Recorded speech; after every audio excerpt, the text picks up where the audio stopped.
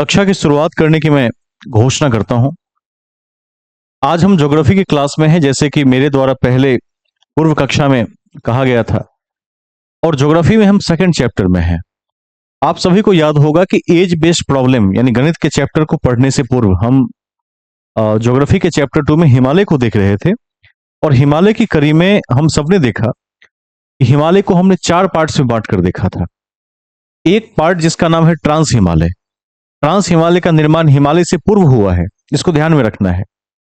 और अब जो हिमालय हमारे सामने है उसका नाम है महान हिमालय, जिसको हम हिमाद्री भी कहते हैं या उच्च हिमालय भी कहते हैं। ध्यान रखना है इसका। तो ट्रांस के साथ साथ उस लाइन के जो हिमालय थे, जो हिमालय के पहले के हिमालय है, यानी आज के महान हिमालय के पहले के हिमालय है, उसके रिगार्डिंग हमने उत्तरांचल के हिमालय को पढ़ा था। और मैंने कहा था कि अगली जो क्लास होगी वो सिक्किम हिमालय या दार्जिलिंग हिमालय की कड़ी में होगी। तो आज की क्लास को हम वहीं से आगे बढ़ाएंगे। 2 छोटे छोटे पार्ट्स हैं, लेकिन परीक्षा के दृष्टिकोण से उल्लेखनीय है। तो आज का टॉपिक लिख दीजिए, ये शायद उसका पार्ट 3 होगा, देख लीजिएगा। इसका नाम होगा सिक्किम हिमालय। सिक्किम हिमालय कॉपी में लिख लेंगे, प्लाइस दार्जिलिंग हिमालय। दार्जिलिंग हिमालय आज की चर्चा का केंद्र बिंदु यही होगा, इसी को आगे बढ़ाएंगे। सिक्किम हिमालय या दार्जिलिंग हिमालय, इसको आगे बढ़ाया जाएगा। प्रीवियस क्लास में चर्चा की कड़ी में मैंने आप सभी को बताया था कि जब भी चोटियों के ऊंचाई के बारे में पूछेगा तो एक बात का ध्यान रखना है। जब पूछेगा कि भारत की सबसे ऊंची चोटी कौन सी है, तो की वाले में होगा K2 गॉडविन ऑस्टिन 8611 मीटर, जो अभी पाकिस्तान के कब्जे में चला गया है। और जब पूछेगा भारत में सबसे ऊंची चोटी कौन सी है, तो उत्तर होगा कंचनजंगा सिक्किम 8598 मीटर। यहां में का मतलब है कि भारत के कब्जे में है, की का मतलब है भारत का है लेकिन फिलहाल भारत के कब्जे में नहीं है, पाकिस्तान के कब्जे में है। तो भारत की सबसे लंबी में गॉडविन ऑस्टिन या K2। अब भारत में सबसे लंबी चोटी कंचनजंगा 8598 सिक्किम, इसको याद रखना है। लिख दीजिए पहला पॉइंट। अति महत्वपूर्ण है कि अति महत्वपूर्ण है कि अति महत्वपूर्ण है कि भारत की सबसे ऊंची चोटी कंचनजंगा है। भारत की सबसे ऊंची चोटी कंचनजंगा है, जो सिक्किम में है 8598 मीटर। भारत की सबसे ऊंची चोटी कंचनजंगा है, भारत में लिखिएगा। भारत में सबसे ऊंची चोटी कंचनजंगा है, जो सिक्किम में है 8598 मीटर। 8598 मीटर, इस तथ्य को याद रखना है, पहले भी हम पढ़ चुके हैं।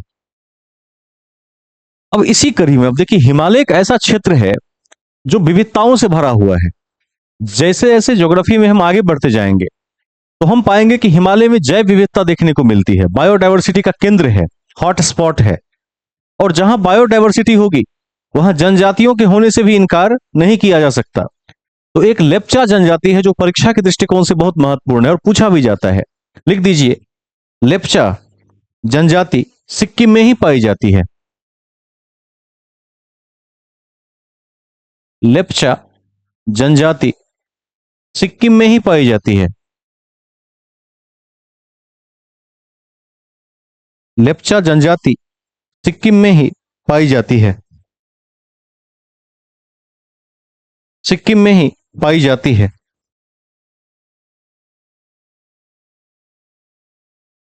ठीक है, इतना तो सबको याद रहेगा। आगे चलते हैं, सभी लोग लाइव मोड में आ जाइए। Everybody should come in live mode. हम आगे चलेंगे। अब एक क्षेत्र का नाम है द्वार।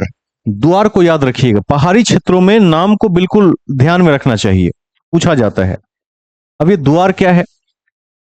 तो द्वार चाय की खेती के लिए प्रसिद्ध होता है और यह पाया जाता है हिमालय के मध्य ढाल में, इसी क्षेत्र में। आपने चाय के क्षेत्र में दार्जिलिंग का नाम जरूर सुना होगा, सभी ने सुना होगा, दार्जिलिंग। तो इसको लिख दीजिए, हिमालय के मध्य भाग में, ढाल के क्षेत्र में, हिमालय के मध्य भाग में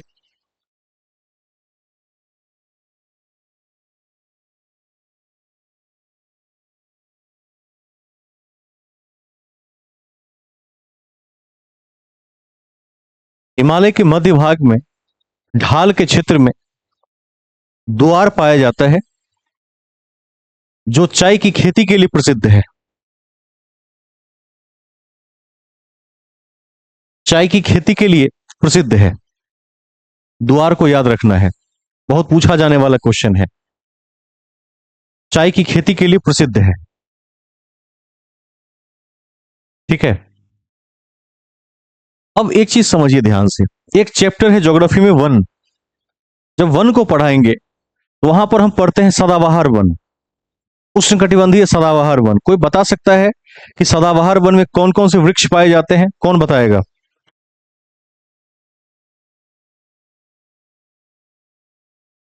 very good. Mahogany, ebony, rubber, orchid, cinchona और लौह कास्ट, ये 6 पाए जाते हैं। ध्यान रखिएगा, लिखवा देंगे आगे।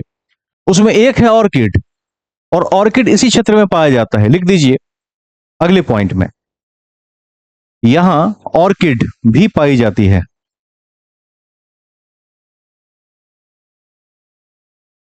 यहां ऑर्किड भी पाई जाती है। ऑर्किड भी पाई जाती है। अंडरलाइन कर लीजिए ताकि याद रख सकें। ऑर्किड।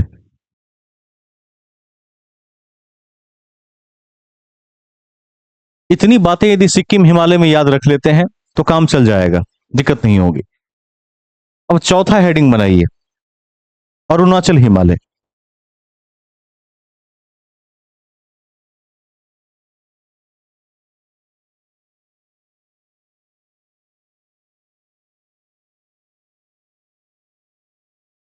अरुणाचल हिमालय, इसको आगे बढ़ाते हैं। अब यदि आप मैप देखेंगे तो अरुणाचल में ये दीफू दर्रा तक आपको मिलेगा, भूटान के आसपास तक मिलेगा। तो ये हमारा पहला पॉइंट बनेगा। देखिए इसका विस्तार भूटान से लेकर, इसका विस्तार भूटान से लेकर दीफू दर्रा, ब्रैकेट में अरुणाचल, दीफू दर्रा, ब्रैकेट में अरुणाचल प्रदेश तक पाया जाता है। पाया जाता है।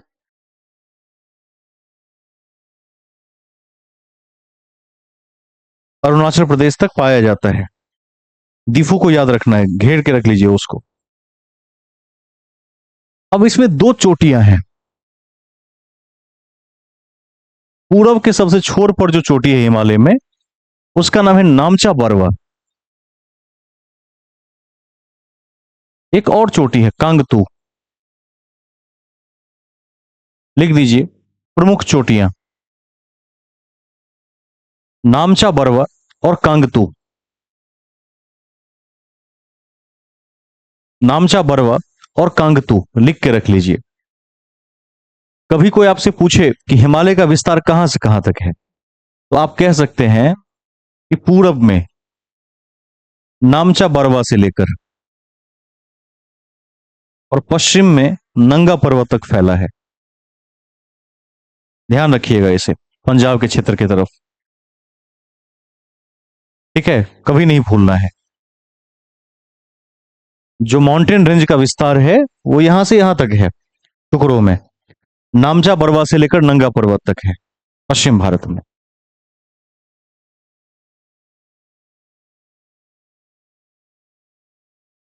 अभी हम पूर्व की तरफ हैं। हमारा तथ्य अरुणाचल प्रदेश के आसपास है। तो अरुणाचल प्रदेश में एक बात ध्यान रखिएगा, नामचा बरवा को काटती है एक नदी जिसका नाम है ब्रह्मपुत्र, और ब्रह्मपुत्र को भारत का शोक भी कहा जाता है। इसको हर हाल में याद रखना है। आपको यह भी ध्यान रखना है कि दामोदर को बंगाल का शोक कहा जाता है, कोसी को बिहार का शोक कहा जाता है। कम से कम 3 नदियों के बारे में संज्ञान में रखना है। लिख दीजिए, नामचा बरवा को पार करने वाली नदी ब्रह्मपुत्र है। नामचा बरवा को पार करने वाली नदी ब्रह्मपुत्र है। ब्रह्मपुत्र है, जिसे भारत का शोक भी कहा जाता है। नामचा बरवा को पार करने वाली नदी ब्रह्मपुत्र है, जिसे भारत का शोक भी कहा जाता है, और गॉर्ज बनाती है। गॉर्ज माने गड्ढा। नदियों में देखेंगे गॉर्ज कैसा होता है, गॉर्ज भी बनाती है। ठीक है, याद रखना है कि नामचा बरवा को काटती है ब्रह्मपुत्र, पार कर जाती है, आर पार क्रॉस कर जाती है, और गॉर्ज बनाती है। कोई बताइए कि एक बहुत प्रसिद्ध द्वीप है जो ब्रह्मपुत्र में है और विश्व प्रसिद्ध है, कौन सा द्वीप है? वेरी गुड, माजुली द्वीप। तो माजुली द्वीप को याद रखना चाहिए। लिखना हो तो कहीं लिख के रख लीजिए, वैसे आगे लिखवा ही देंगे कभी ना कभी।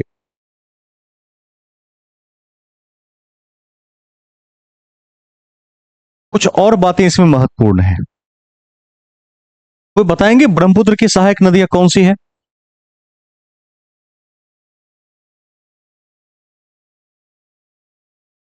और तिस्ता भी है। ठीक है, वेरी गुड। सुवर्णश्री, धनश्री, लोहित, कामेन, तिस्ता, जिया भरेली और पगला दिया, ये नदियों के नाम है। नदियों में पढ़ेंगे। इसमें 4-5 तो अभी लिख दीजिए जो आपके लिए इंपॉर्टेंट है। लिखिए, इस हिमालय में, इस हिमालय में, ऐसे लिख दीजिए एक साथ, कामेंग नदी। पहला, फर्स्ट, कामेंग नदी, सुवर्णसिरी, स्थानीय नाम है सुवर्णसिरी।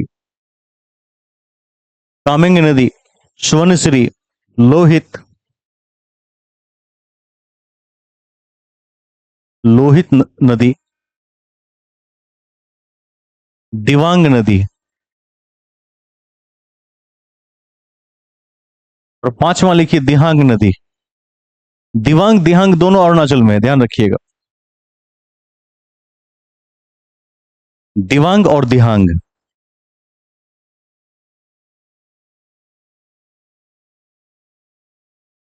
ये अरुणाचल हिमालय के आसपास है, सब ब्रह्मपुत्र के इर्द गिर्द है। ये सब क्या है? मुख्य नदी है। और ये सब क्या करती है? सब जल विद्युत बनाती है, हाइड्रो इलेक्ट्रिसिटी। लिख दीजिए, जल विद्युत बनाती है। क्यों बनाती है? तो हाइट से गिरती है, और जब हाइट से गिरेगी तो क्या होगा? टरबाइन घुमा सकती है, और टरबाइन घूमेगा तो बिजली बनेगी। तो यहां पर हाइड्रो इलेक्ट्रिसिटी की स्थापना की गई है। इसको ध्यान से रख लेंगे, लिख लेंगे।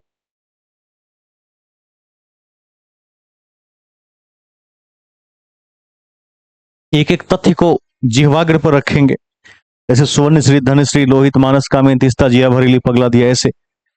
हिमालय के 4 पार्श्व, ट्रांस, महान, मध्य और शिवालिक, सबके हाइट को याद रखेंगे। ट्रांस लगभग 5,000, महान एवरेज हाइट 6,000, मध्य हिमालय 4,000, शिवालिक हिमालय 1,000 से 1,500। इस सबको बिल्कुल याद रखना है। दिहांग कहां पर है? तो अरुणाचल में है। कौन सी नदी काटती है उस क्षेत्र को, पहाड़ी क्षेत्र को, नामचा बरवा को? तो याद रखना है ब्रह्मपुत्र, याद रखना है। भारत का शोक ब्रह्मपुत्र है। तो ये सब तथ्य हैं, जिह्वाग्र पर रहेगा तो परीक्षा हॉल में आपको इसका काफी लाभ मिलेगा। अब कुछ जनजातियों की बात करते हैं जो अरुणाचल से पूछा जाता है। देखिए, अति महत्वपूर्ण है कि, नेक्स्ट पॉइंट,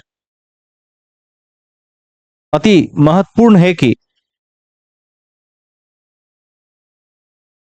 अरुणाचल की पहाड़ी पर कई जनजातियां निवास करती हैं। अरुणाचल की पहाड़ी पर कई जनजातियां निवास करती है, ब्रैकेट में पश्चिम से पूरब की ओर।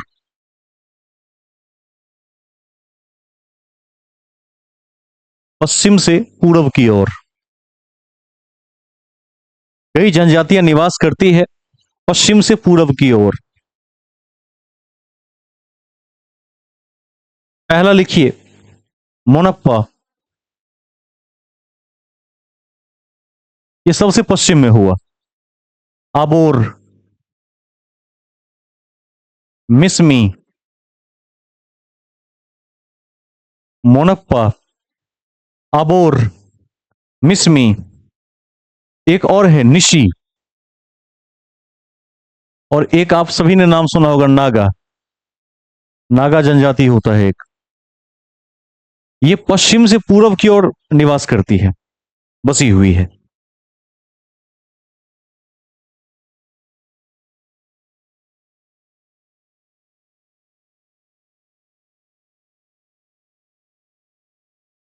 ठीक है, इस सीरीज को याद रखिएगा, ये पूछ सकता है परीक्षा में आपसे। अब हम इस एरिया में एक खेती की बात करेंगे। किताब में अक्सर 7वीं 8वीं कक्षा से ही झूम खेती की चर्चा होने लगती है। उसको हम बोलते हैं अंग्रेजी में शिफ्टिंग एग्रीकल्चर। सबने नाम सुना होगा, पढ़ा होगा तो। झूम कृषि, इंग्लिश में कह सकते हैं शिफ्टिंग एग्रीकल्चर।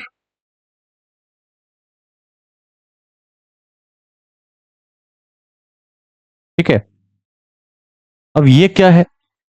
कौन मुझे बता सकते हैं कि झूम खेती क्या होती है? आप में से किसको पता है, जितने लोग अभी लाइव हैं? हाँ। अच्छा, ये खेती करते कैसे हैं? कोई बताएगा ये खेती करते कैसे हैं?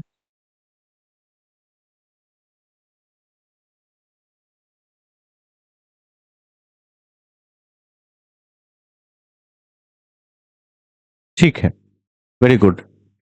देखिए, ध्यान से सुनेंगे। खेती कई प्रकार की होती है। सीढ़ीनुमा खेती होती है, झूम कृषि होती है, सामान्य मैदानी खेती होती है।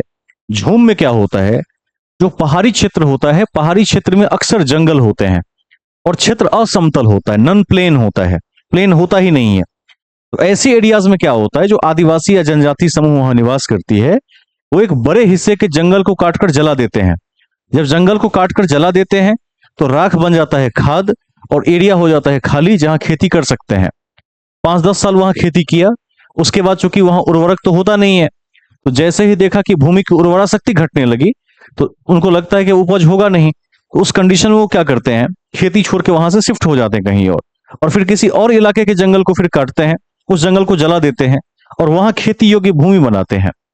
क्योंकि ये शिफ्टिंग कृषि है, ध्यान रखिएगा, इसका स्थान बदलता रहता है। इसको स्लैश एंड बर्न कृषि भी कहते हैं, इसको ध्यान रखना है। स्लैश एंड बर्न एग्रीकल्चर भी इसी को कहा जाता है। इसीलिए लिख दीजिए इस पॉइंट को। इसमें अधिकांश जनजाति झूम खेती या झूम कृषि करती है। इसमें अधिकांश जनजाति झूम कृषि करती है।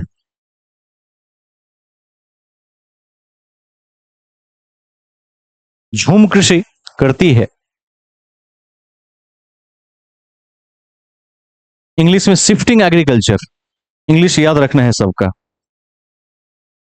Shifting agriculture. लिख दीजिए आगे नेक्स्ट पॉइंट में, यह एक स्थानांतरित खेती है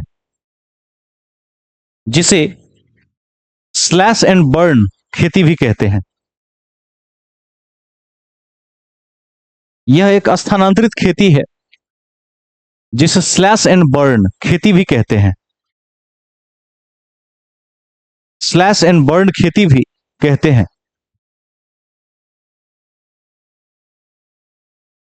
स्लैश एंड बर्न खेती भी कहते हैं। यह पर्यावरण के लिए हानिकारक है। यह पर्यावरण के दृष्टिकोण से हानिकारक है। क्यों है हानिकारक? तो एक तो इतना जंगल जलता है कि काफी धुआं निकलता है, और धुआं और तापमान दोनों पहाड़ के लिए हानिकारक हैं, क्योंकि पहाड़ बर्फीले क्षेत्रों का क्या है, गढ़ है, हिम का आलय है, घर है। और यदि बर्फ पिघलता है तो समुद्र का लेवल बढ़ता है, और हर प्रकार के प्राकृतिक असंतुलन का जन्म वहीं से होता है। तो हर दृष्टिकोण से यह क्या है, प्रकृति को हार्म पहुंचा सकता है, हार्मफुल फॉर एनवायरमेंट है। इसको ध्यान रखना। एक और लाइन लिख दीजिए, अरुणाचल का क्षेत्र जैव विविधता के लिए प्रसिद्ध है।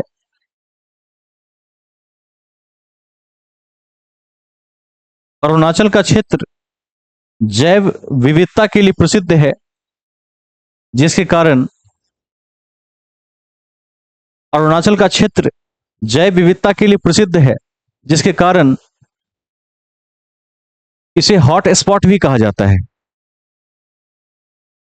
जिसके कारण इसे हॉट स्पॉट भी कहा जाता है।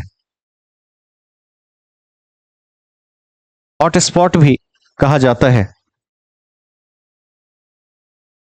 तो इस प्रकार हमने हिमालय के पूर्व का जो हिमालय है, यानी आज के हिमालय से जो पहले ट्रांस हिमालय बना था, उसके बारे में हमने लगभग समस्त पॉइंट्स का अवलोकन कर लिया है।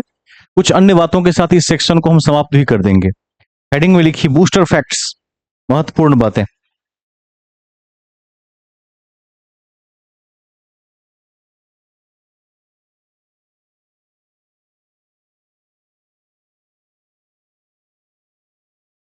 बूस्टर फैक्ट्स, पहला बिंदु। बूस्टर फैक्ट्स में ऐसी बातों को लिखवा देते हैं जो हाई फ्रीक्वेंसी पर एग्जाम में पूछे जाते हैं। देखिए, पहला, लोकटक झील। लोकटक झील के बारे में पढ़ाए भी थे। कहां पर है लोकटक झील? मणिपुर में है। देखिए, लोकटक झील मणिपुर की घाटी में है। लोकटक झील मणिपुर की घाटी में है और इसके चारों ओर पहाड़ी है।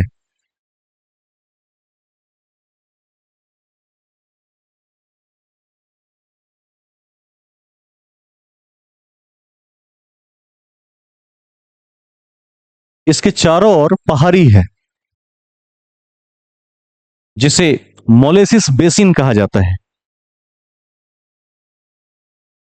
इसके चारों ओर पहाड़ी है, जिसे मोलेसिस बेसिन कहा जाता है।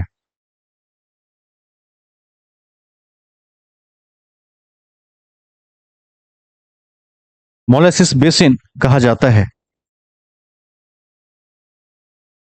यह बेसिन नरम और असंगठित चट्टानों से बना है।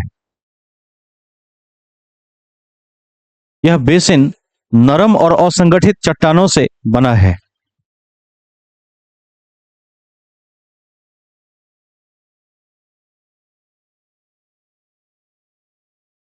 ठीक है।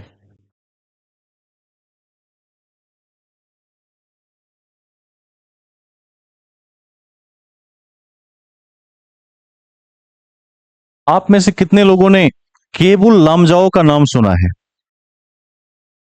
पूछा हुआ क्वेश्चन है, केबुल लामजाओ क्या है?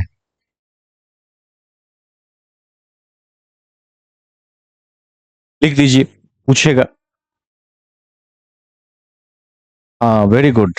लिख दीजिए, विश्व का एकमात्र तैरता हुआ, विश्व का एकमात्र तैरता हुआ राष्ट्रीय उद्यान, विश्व का एकमात्र तैरता हुआ राष्ट्रीय उद्यान केबुल लामजाओ है। विश्व का एकमात्र तैरता हुआ राष्ट्रीय उद्यान केबुल लामजाओ है, जो लोकटक झील में है। जो लोकटक झील में है।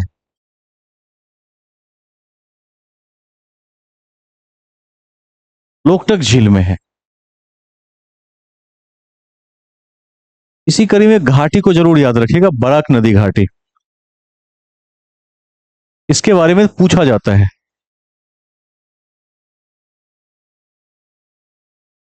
लिख दीजिए, मणिपुर और मिजोरम, मणिपुर और मिजोरम के बीच बराक नदी घाटी है।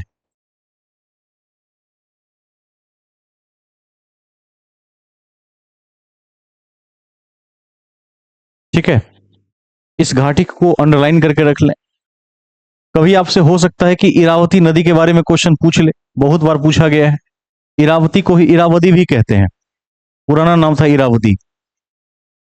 म्यांमार की जीवन रेखा इस नदी को कहा जाता है, जैसे भारत की जीवन रेखा गंगा है उस तरह से।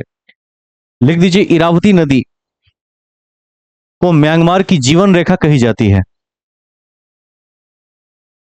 इरावती नदी को म्यांमार की जीवन रेखा कही जाती है।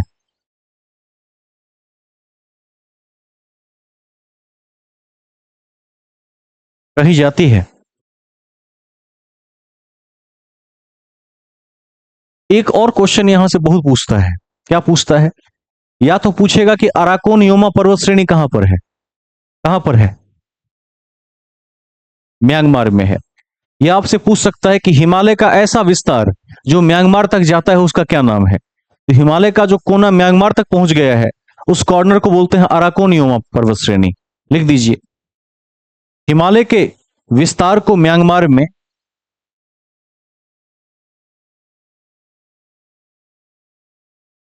हिमालय के विस्तार को म्यांमार में अराकोन योमा पर्वत श्रेणी कहा जाता है।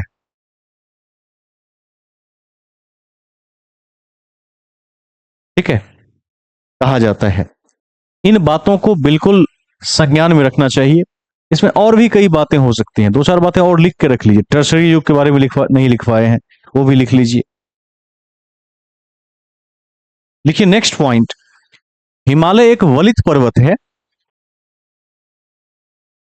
हिमालय एक वलित पर्वत है। हिमालय एक वलित पर्वत है जिसका उत्थान टर्शरी काल में संपन्न हुआ। वलित समझते हैं कि नहीं? बताए थे वलित क्या होता है, जिसमें घुमावदार पर्वत श्रेणी हो।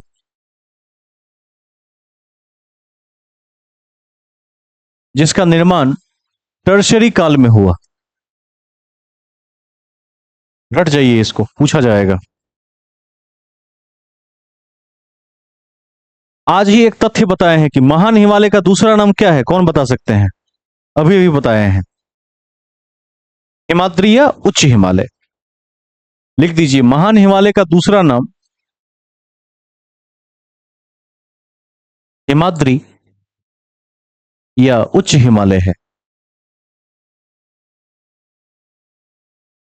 महान हिमालय का दूसरा नाम हिमाद्री या उच्च हिमालय है। उच्च हिमालय है।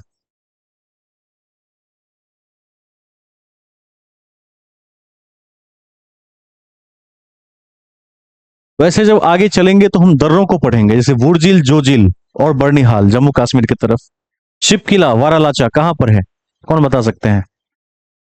Himachal Pradesh, very good. नीतिला, थागला और लिपुलेख कहां पर है? उत्तराखंड में है। उसके बाद एक और पूछ लेते हैं, आ, कौन सा राज्य छूट गया आसपास? हाँ, बुमला, टुंगला और वोमडीला कहां पर है, ये कौन बताएंगे? अरुणाचल प्रदेश में है। तो दर्रों को आगे देखेंगे, फिलहाल बेसिक दो तीन दर्रों को अन्य बातों में लिख लीजिए जो इंपॉर्टेंट है। देखिए, वुर्जिल, वुर्जिल, वुर्जिल दर्रा का नाम है। वुर्जिल, कॉमा, वारालाचा, वारालाचा, कॉमा, जोजिला,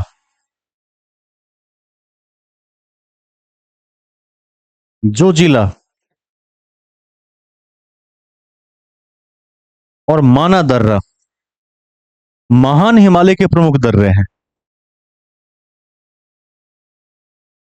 महान हिमालय के प्रमुख दर्रे हैं। प्रमुख दर्रे हैं।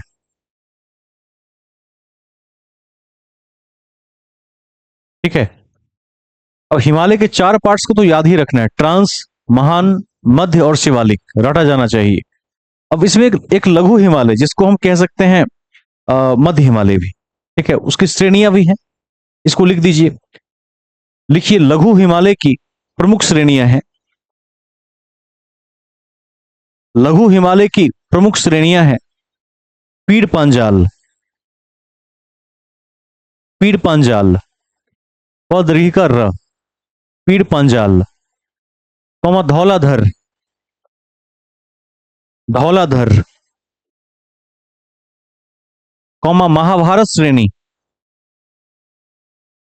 महाभारत श्रेणी,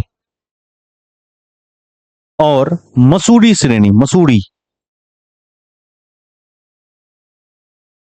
मसूड़ी श्रेणी। इसको याद रखना है। नेक्स्ट पॉइंट, ट्रांस हिमालय को तिब्बत हिमालय भी कहा जाता है। ट्रांस हिमालय को तिब्बत हिमालय भी कहा जाता है। ट्रांस हिमालय को तिब्बत हिमालय भी कहा जाता है। तिब्बत हिमालय भी कहा जाता है। एक पॉइंट वैसे लिखवा दिए थे काराकोरम के बारे में, फिर से आज लिख लीजिए। काराकोरम को उच्च एशिया का रीढ़ कहा जाता है।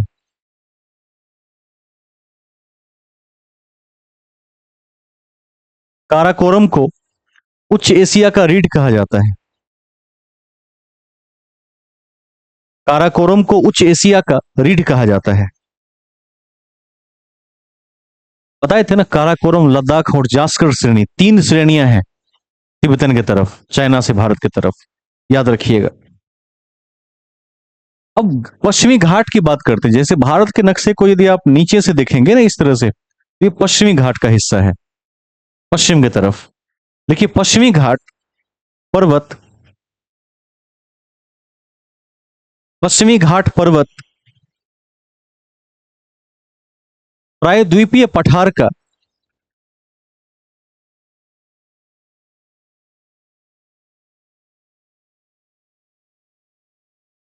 प्रायद्वीपीय पठार का अपर्दित खरा कगार है। अपर्दित खरा कगार है।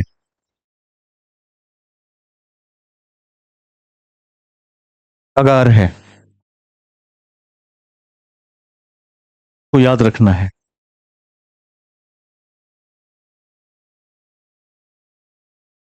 अब एक चीज और ध्यान रखिए, 2 घाट हैं भारत में, पूर्वी घाट और पश्चिमी घाट।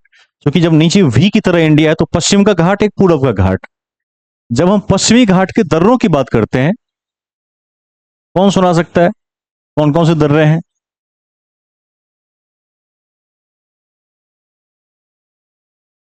और वेरी गुड, हाल घाट। एक एक को काट दीजिए, ऐसे एरो से लिख दीजिए। भोर घाट, ये नासिक से मुंबई को जोड़ता है, ये नासिक से मुंबई से पूना को जोड़ता है। पाल घाट, और लास्ट है सेनाकोंटा, सेनाकोटा भी कहते हैं इसको। ये दिशा कौन सी है? खाल घाट, भोर घाट, तो ये सब दिशा कौन सी, किधर से किधर तक है? उत्तर से दक्षिण की तरफ, ऊपर से नीचे की तरफ, ऐसे। ऐसे भारत का नक्शा आप देखिए, नीचे में गुजरात के बाद नक्शा इस तरह से आता है, तो ये ऐसे है दर्रे, इस तरह से हैं, यानी उत्तर से दक्षिण।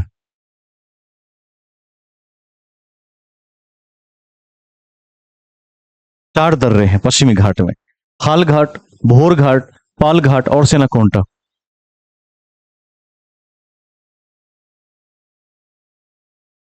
सबसे इंपॉर्टेंट है भोर घाट, मुंबई से पूना को जोड़ता है, याद रखिएगा।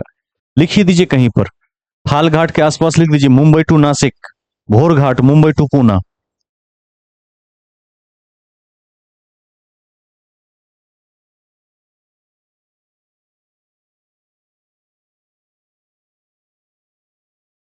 ठीक है,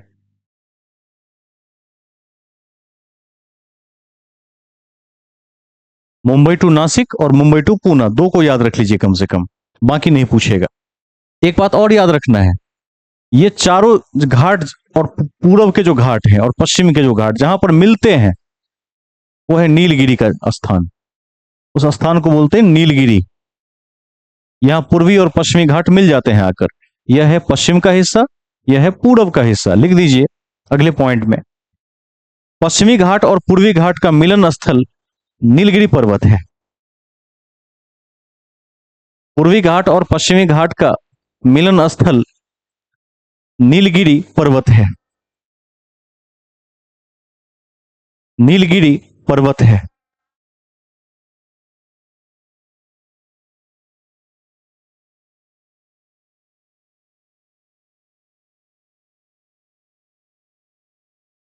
नेक्स्ट पॉइंट जो पहले पढ़ा भी चुके हैं, नीलगिरी की सबसे ऊंची चोटी डोडा बेट्टा है,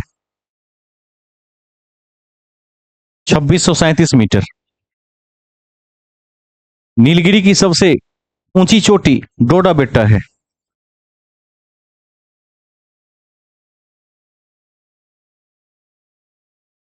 छब्बीस सौ सैंतीस मीटर। कोई बताएंगे कि दक्षिण भारत की सबसे ऊंची चोटी कौन सी है? अनाईमुडी है। कितना हाइट है उसका? Very good. किस पर्वत पर है? अन्नामलाई की पहाड़ियों में है, इसको याद रखिएगा। लिख दीजिए, दक्षिण भारत की सबसे ऊंची चोटी अनाईमुडी। दक्षिण भारत की सबसे ऊंची चोटी अनाईमुडी। अनाईमुडी ब्रैकेट में 2695 मीटर है।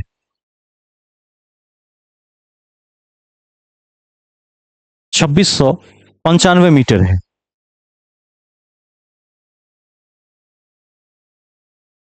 अगला प्रश्न आप ही लोगों से है, सबसे दुनिया का सबसे प्राचीन पर्वत कौन सा है वलित में? अरावली है। और अरावली की सबसे ऊंची चोटी का नाम क्या है? गुरु शिखर है। ठीक है। और अरावली की आयु कितनी है अनुमानित? 570 मिलियन वर्ष। तीनों बातों को लिख दीजिए। लिख दीजिए, संसार का सबसे प्राचीन वलित पर्वत अरावली राजस्थान है। संसार का सबसे प्राचीन वलित पर्वत अरावली राजस्थान है।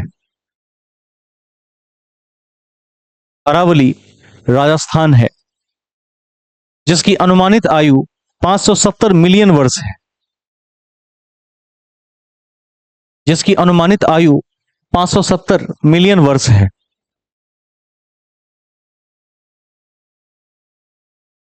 570 मिलियन वर्ष है। सबसे ऊंची चोटी गुरु शिखर है। ऐड कर दीजिएगा उसी में।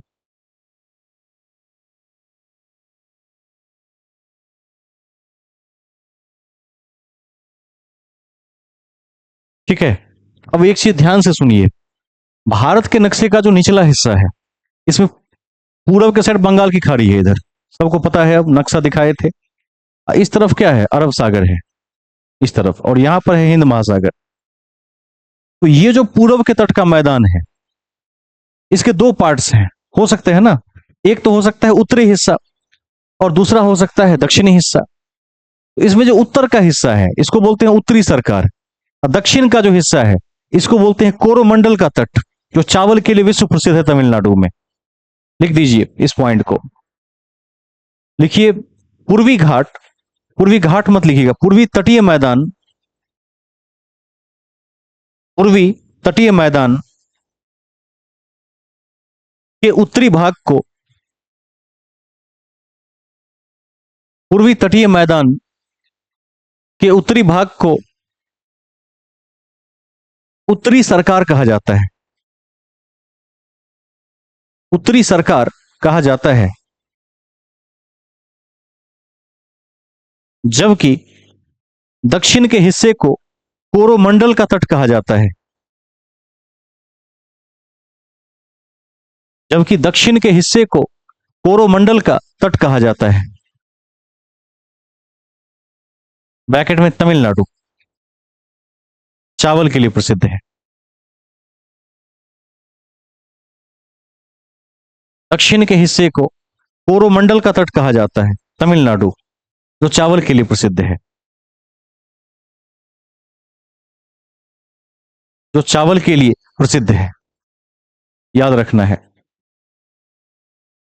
अब एक और महत्वपूर्ण बात, जो अन्य बातों में फिलहाल लिखा देते हैं, आगे द्वीप में दोबारा पढ़ा देंगे। जब हम लक्षद्वीप की बात करते हैं, लक्षद्वीप पश्चिम में है, याद रखिएगा, गुजरात के नीचे बगल में है, नीचे में है। लक्षद्वीप का निर्माण हुआ है मूंगा से। मूंगे को रासायनिक भाषा में प्रवाल भित्ति कह सकते हैं आप, प्रवाल भित्ति से, कोरल रीफ से, इसको याद रखिएगा। लिखिए, लक्षद्वीप का निर्माण मूंगे से हुआ है।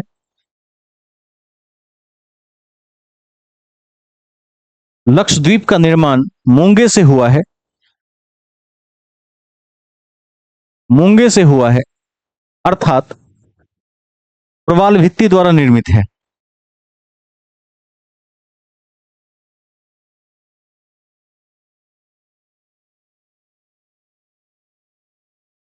ठीक है। देश चर्चा जब द्वीप पढ़ेंगे तो वहां पर देखेंगे कि भारत के पास 247 द्वीप हैं। 204 बंगाल की खाड़ी में है, 43 अरब सागर में है, अकेले लक्षद्वीप के पास 37 द्वीप हैं। इस सबको विस्तार से वहां पर देखने का कार्य करेंगे। अब एक प्रश्न आप लोगों से पूछता हूं, अंडमान निकोबार का निर्माण कैसे हुआ? ये कब बना, कैसे बना? कौन बताएंगे? भारत का आर्कीपैलिगो कहते हैं उसे, द्वीपों का समूह कहते हैं। और विश्व का आर्कीपैलिगो इंडोनेशिया को कहा जाता है। ये सब लिखवा दिए थे उस दिन। आर्कीपैलिगो का मतलब क्या होता है? द्वीपों का समूह होता है। तो अंडमान निकोबार बना कैसे? टर्सरी काल के सामुद्रिक वलित पर्वतों से बना है। उसी टर्सरी काल में हिमालय भी बना था। इसको लिख दीजिए नेक्स्ट पॉइंट में। देखिए, अंडमान निकोबार द्वीप समूह, अंडमान निकोबार द्वीप समूह का निर्माण, अंडमान निकोबार द्वीप समूह का निर्माण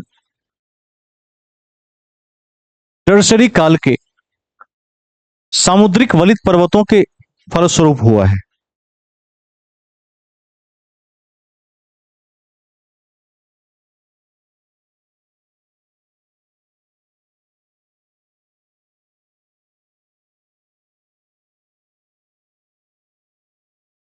ठीक है, आगे। अब सबसे छोटा हिमालय कौन सा है? शिवालिक है, हजार से। हाँ, पूछिए। छूट गया है क्या? दोबारा लिख लीजिए। अंडमान निकोबार द्वीप समूह का निर्माण टर्सरी काल के सामुद्रिक वलित पर्वतों से हुआ है।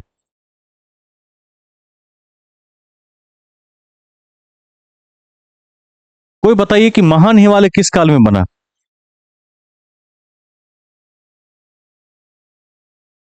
मेसोजोइक। ठीक है। और मध्य हिमालय? महान बना था ओलिगोसिन काल में। मध्य बना था मायोसिन काल में। ठीक है। अभी शिवालिक का लिख दीजिए। देखिए, शिवालिक हिमालय का निर्माण पैलियोजोइक काल में हुआ। शिवालिक हिमालय का निर्माण पैलियोजोइक काल में हुआ। एवं एवं शिवालिक हिमालय का निर्माण पैलियोजोइक काल में हुआ। एवं भारत के अतिरिक्त प्रायद्वीपीय पर्वत एवं भारत के अतिरिक्त प्रायद्वीपीय पर्वतों का निर्माण भी भारत के अतिरिक्त प्रायद्वीपीय पर्वतों का निर्माण भी इसी काल में हुआ।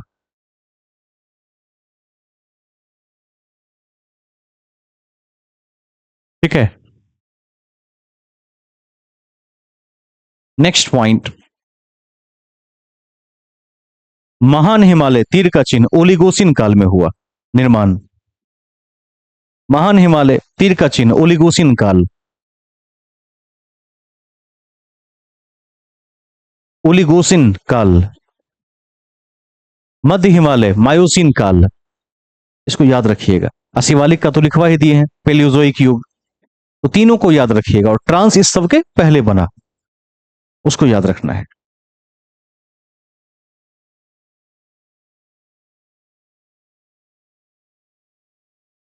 अब एक क्वेश्चन पूछ लेते हैं। हाइट वाइज यदि हिमालय को देखते हैं तो महान हिमालय का एवरेज हाइट 6000 है। उसी में है माउंट एवरेस्ट, जिसका नाम नेपाल में सागर माथा है, one of the top mount in the world कह सकते हैं उसको आप, सबसे ऊंची चोटी है संसार की। उसके बाद देखिएगा उसमें और भी कई बड़ी बड़ी चोटियां भी हैं। प्रश्न यह है कि हिमालय में किस लेवल से हिम शुरू हो जाता है, बर्फ जमना शुरू हो जाता है, और किस लेवल से किस लेवल में बर्फ का जो स्नो लाइन है, हिम रेखा है, उसको गिना जाता है। कहां से कहां तक हिम रेखा होता है, कौन बताएंगे? इसको लिख लीजिए, पूछा गया क्वेश्चन है। देखिए हिमालय में कर दीजिएगा, हिमालय में हिम रेखा 4500 से 6000 मीटर के बीच होती है।